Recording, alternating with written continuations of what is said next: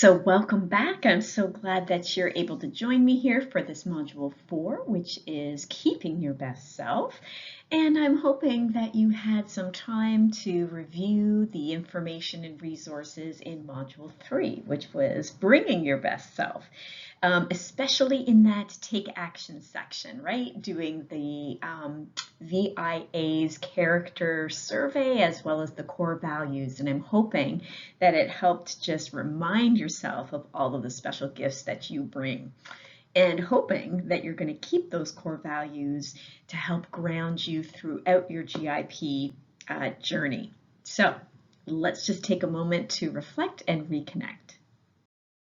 So what were some of those important takeaways from the last module? Well, certainly it was all around knowing ourselves, right? What are our core values? What are our goals and our aspirations, and what kind of goals that we have?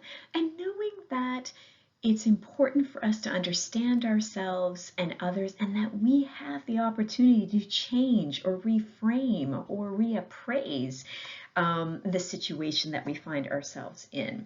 So bringing ourselves, our best selves, was also kind of where we left it, right? That there's some good research to indicate that knowing about yourself, your goals, and maybe even envisioning who that best possible self is can be really positive, especially in terms of your well-being. So how do we keep our best selves?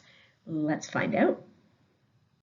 So last time I was able to introduce a really important contemporary scholar in the field of emotional intelligence, and that is Dr. Mark Brackett. And if you remember, he's the founding director of the Yale Center for Emotional Intelligence, and he developed that really important evidence-based approach for social and emotional learning. And we can remember it through his clever acronym of RULER, which is being able to recognize your own emotions and others' emotions, understand, label, express, and regulate our emotions. Those all are part and parcel of becoming more emotionally intelligent.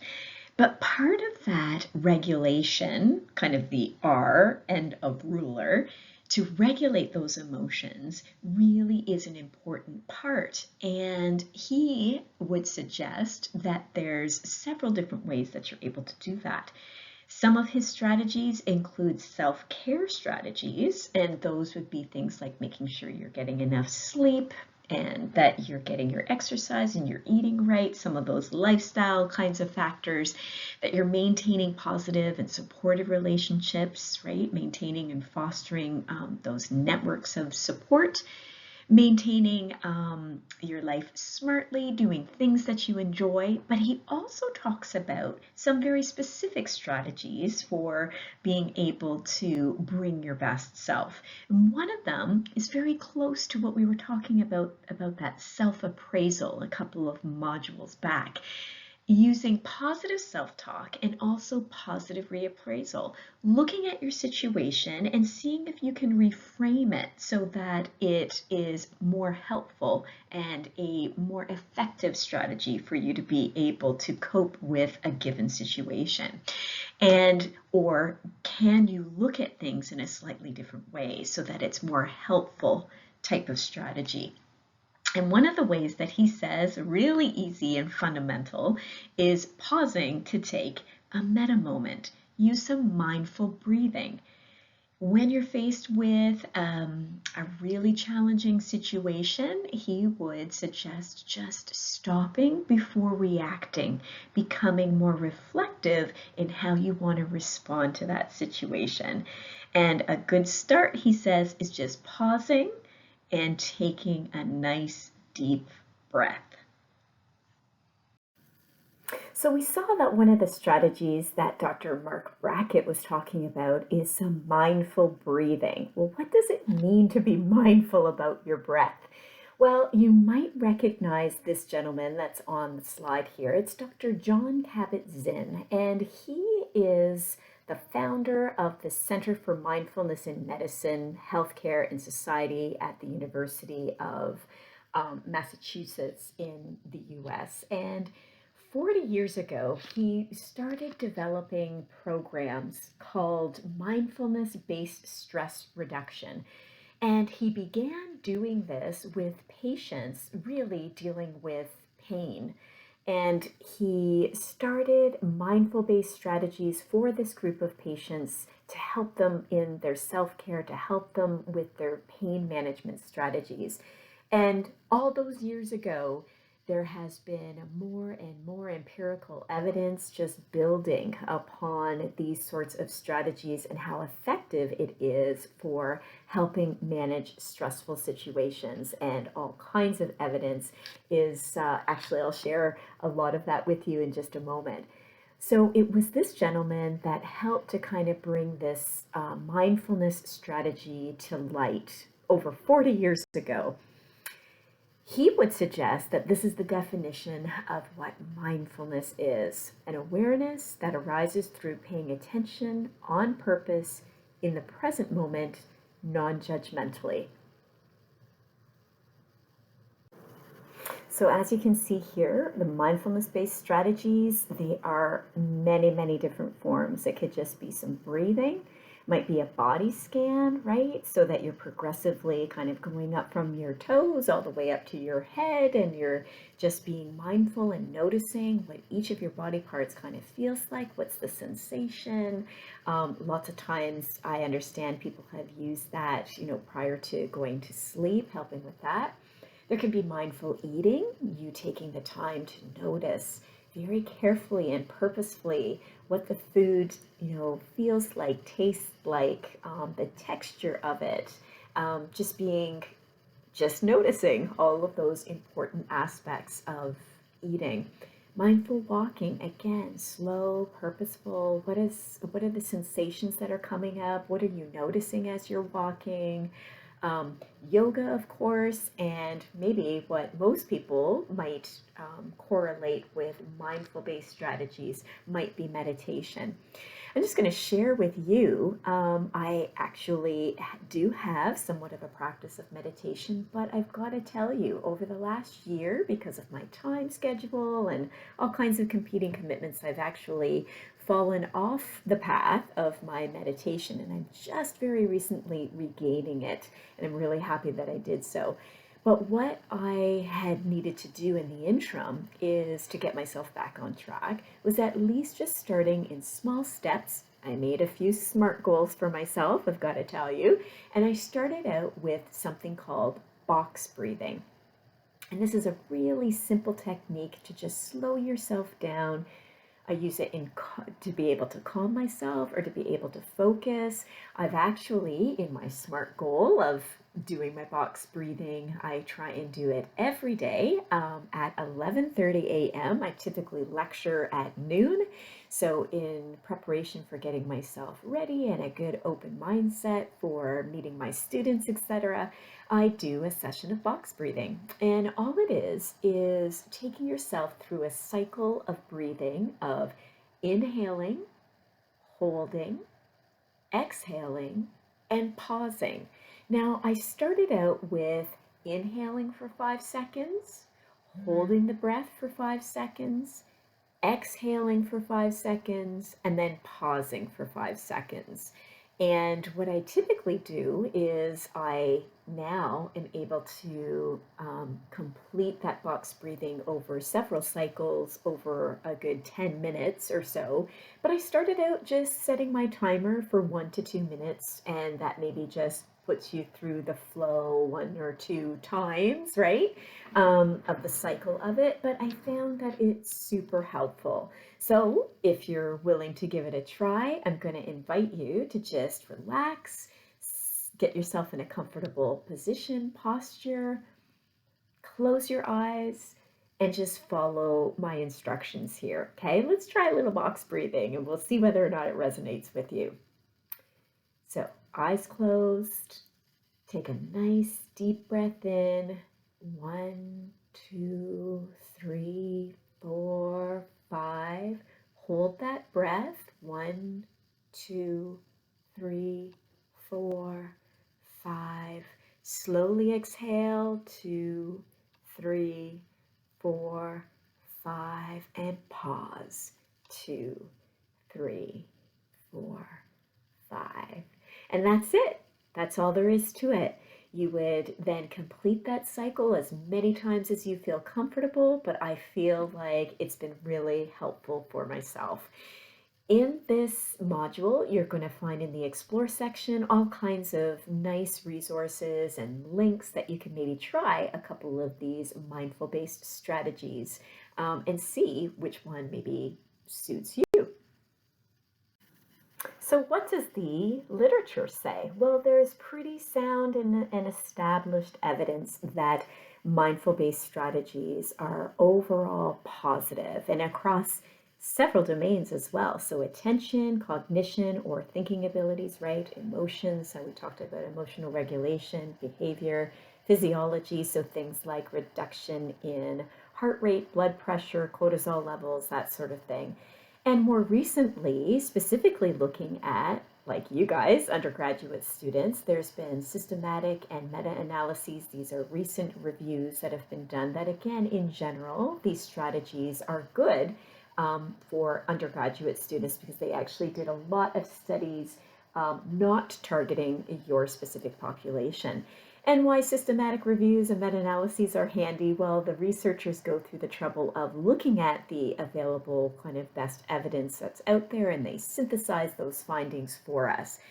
Problem is when they did do these reviews, the authors found that there was a heterogeneity of the studies, and that just means that the studies themselves were really different, right? In either the interventions that were being provided. So maybe some studies were looking at yoga and some were taking a look at other, strategies, meditation, mindful breathing, all of those things, or a mixture of them, right? And the way that they conducted their studies might have been different. So the types of interventions, how frequently they were given, the length of the intervention. So the interventions varied, but also the way that they collected their data, that was differing too. So it's always hard to compare different studies when they look really different methodologically, right? The other problem was thinking about publication bias. So sometimes studies are only published if you're given positive results, and that kind of makes sense in that, a journal wouldn't want to publish results where there wasn't any positive effects of mindfulness on these domains, right? So we have to be mindful of that. Also, self-reported outcome measures. Through a lot of these studies, except for some of the physiology, it's the participants themselves rating things that have changed in terms of their attention or cognition and so on. If it's self-reported, there's always that inherent bias, right? Also, they found that there was a lack of longer-term follow-up. So were the students getting benefit right in the moment when they were participating? Absolutely, but they didn't really know how long the benefits lasted, for example. And then methodology, lack of rigorous design, so not many randomized controlled trials, for example. However, I skipped over something here. There are more recent studies that have been taking a look at providing that methodological rigor, right? So now there's some randomized controlled trials, and you'll find out in your Research 6008 course that you'll be taking this term, that that's the gold standard in terms of conducting a research study. And so a recent one, I want to say that this was in 2018, I believe, yes, with 107 undergrads. Results indicated that there were improvements in many different outcomes. So satisfaction, depression, anxiety, sleep. And this was done over a fairly short period of time versus the control group who didn't participate in the actual mindful-based strategy, that this was really positive. The downside was that they didn't have much follow-up, and again, it was the self-assessment. Well, a more recent study took a look at followed up on a randomized controlled trial, and followed the students along after a year. And they still found, this was a different study, they found that the stress was reduced at the time of the intervention, but also 1 year later. So that's showing some positive results in follow-up. The authors in this study do report, though, that they lost quite a few subjects due to attrition. So they didn't have as large of a sample size at the time of intervention as for follow-up, but the ones that they were able to follow up were, overall, they had some good positive results in terms of those stressful, especially during stressful times. So that was good. Thirdly, I just wanted to kind of make an observation when I was reviewing a lot of the literature here. It was really nice to see that in some of these studies, some of the findings were that some of the students would certainly recommend these types of strategies to their peers. Some of them thought that it would certainly be an excellent strategy to teach their future patients, and many of them thought that they would continue on with the mindful-based practice. All good news. So with some pretty solid empirical evidence behind us, we can say that mindful-based strategies are really gaining some traction. So a recent study out of the University of West Georgia, I just thought that I would offer this to you, is that they are going to be creating an actual a meditation room for their students.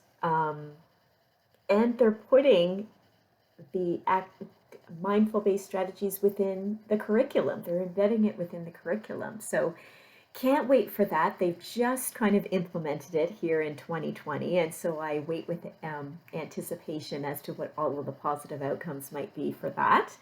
And it might not just be, it's not just directed for the students, it's for the faculty, it's for the students, it's for the admin staff, and the authors talk about how, you might enhance relationships on campus because of it. It might induce some growth in terms of kind of business, right? Because it would be jobs, people actually running the mindful meditation lab, that sort of thing. So anyway, pretty cool, and we await some of those results.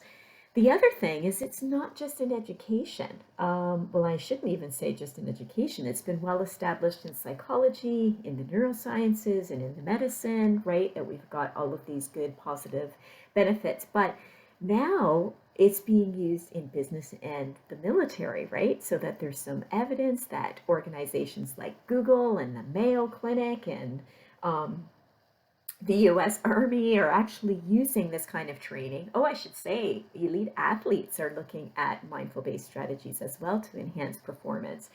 And so it's really gaining traction really everywhere, getting lots of attention.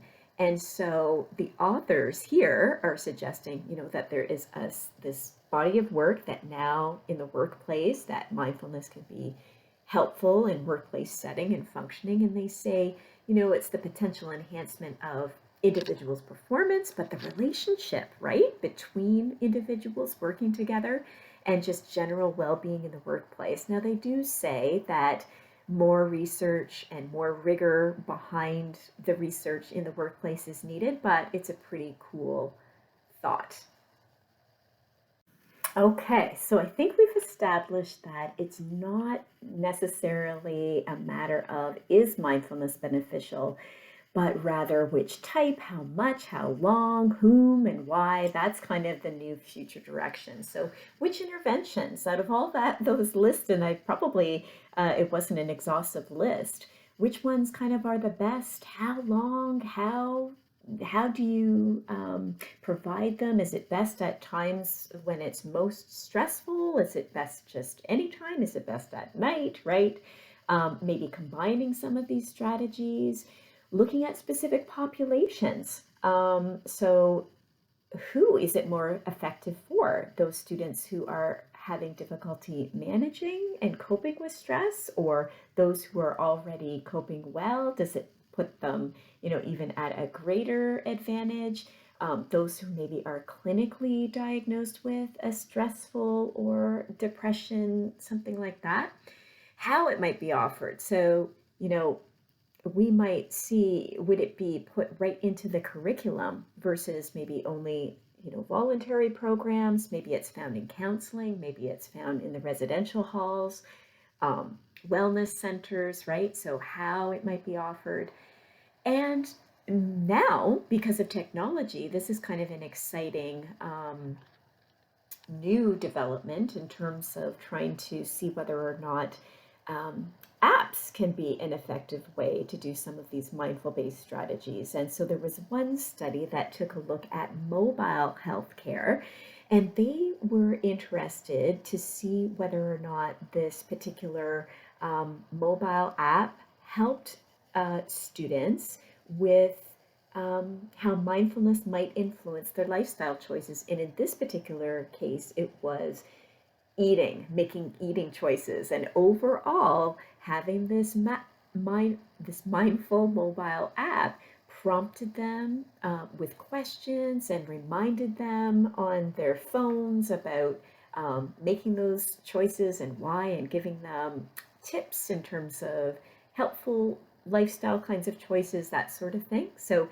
it was pretty successful for that group of students. And then there was another more recent one by Flett in 2020 that's taking a look, you might have heard it, of Headspace, and took a look at, I believe it was 250 incoming undergraduate students. And the good news is that the students who actually used the app on a pretty frequent basis were able to report decreases in kind of psychological stress, but overall, the frequency of use was pretty low. So out of the ones who did use it on a regular basis, they got some positive benefit, but the uptake wasn't all that great. So there's got to be some more research into how to get people interested in maybe exploring and trying it. And then also research is now being trying to take a look at the barriers, which have been cited as just, again, not knowing about mindfulness, not maybe knowing about the resources and approach or culture. If a lot of your friends don't know about it, or, aren't thinking that it's necessarily helpful, then you might be more inclined not to, that sort of thing. Money, so anytime that it's free, that's actually always a selling point. And the facilitators for use was, did you have clear and, accessible resources? Could you customize it to your own use? And that helped with committing to the practice.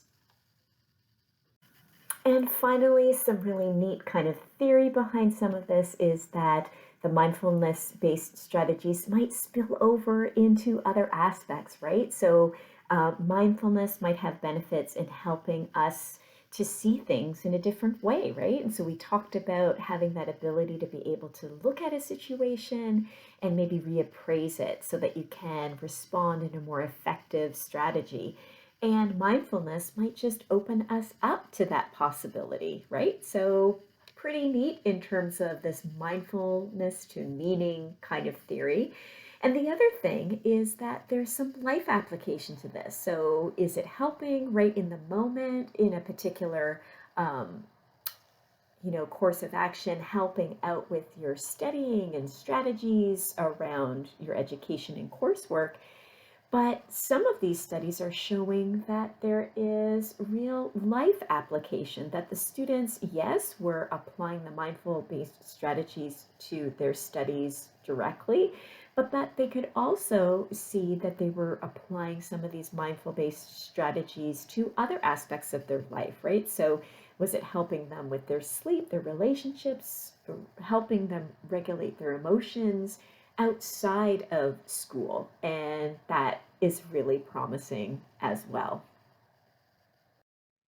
So after taking a look at this video, I'm now hoping that you will be inspired to do the take action section, which is, I'm going to ask you, which mindful strategy might work for you? Would it be the body scan? Might it be the mindful breathing or the box breathing exercise? Who knows? But I am going to challenge you to try and choose one of those activities that might resonate with you and develop a SMART goal around it. Give it a try just for a few minutes, see what works for you, see if it's helpful, and then I'll reflect and ask you, how do you think that you can incorporate this mindfulness in your day-to-day? So we kind of ended this off by saying it might have application greater than just kind of the GIP program. How do you see it maybe spilling off into your other day-to-day function?